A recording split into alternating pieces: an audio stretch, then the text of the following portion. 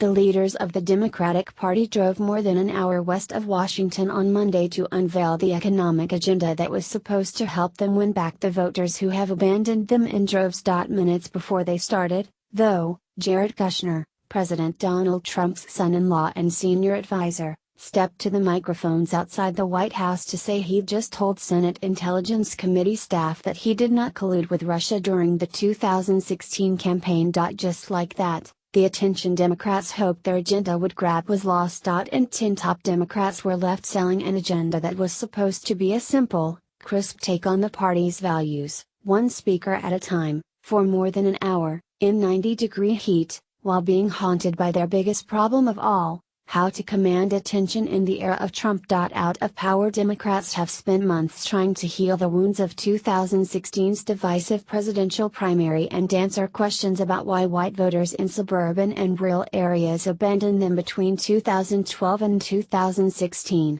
"You look in the mirror and ask, what did we do wrong?" said Senate Minority Leader Chuck Schumer of New York. Related, Chuck Schumer just threw Hillary Clinton under the bus. The party's biggest fault, Schumer said in a shot at 2016 presidential nominee Hillary Clinton, is not present a strong, bold economic agenda to working Americans so that their hope for the future might return again. He said that too many Americans don't know what we stand for. "Not after today," Schumer said, optimistically. House Minority Leader Nancy Pelosi said combating Trump demands bigger, braver thinking. Senator Chris Van Hollen of Maryland said that it's not enough to just analyze and empathize with voters' problems. "They don't want a handout and they don't want our sympathy. We all know that," said Illinois Representative Sherry Bustos. "They simply want government and corporations not to work against them." Democrats made little or no mention of a long list of key issues, including immigration, foreign policy and racial and gender equality.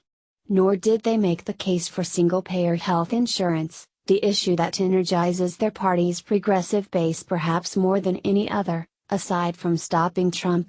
Instead, the new agenda is a populist turn for the party, one that underscores the influence of Vermont Senator Bernie Sanders, who was not on hand Monday, and Massachusetts Senator Elizabeth Warren, who was there.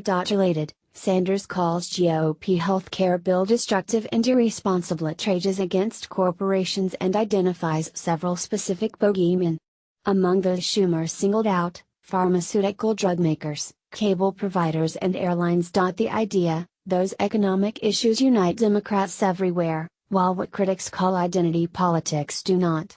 The zip code might be different but the issues are largely the same, New York Representative Hakeem Jeffries said of the new agenda. Drug makers, in particular, came in for scorn as part of an agenda that also calls for Teddy Roosevelt-style antitrust efforts.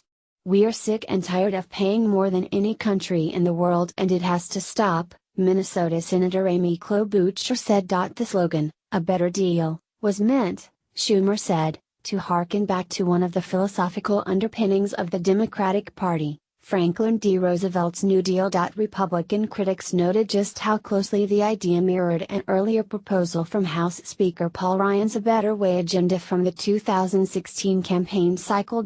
And the full title of the new Democratic platform, "A Better Deal, Better Jobs, Better Wages, Better Future," evoked the Papa John's Pizza slogan, "Better Ingredients, Better Pizza."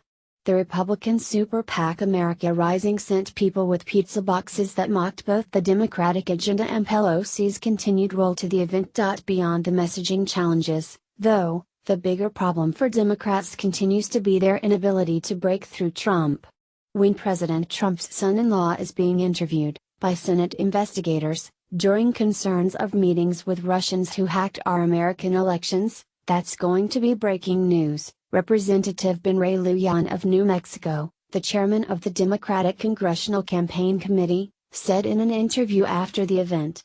President Trump, his family, and his team are going to be part of the national narrative, especially with all the investigations and uncertainty taking place, he said. Lujan's advice for Democratic House candidates in places like Berryville, where the party hopes to unseat Republican Representative Barbara Comstock, is don't get distracted by all that, he said. Put your focus on a local conversation, Lujan said. The national narrative will be what it is.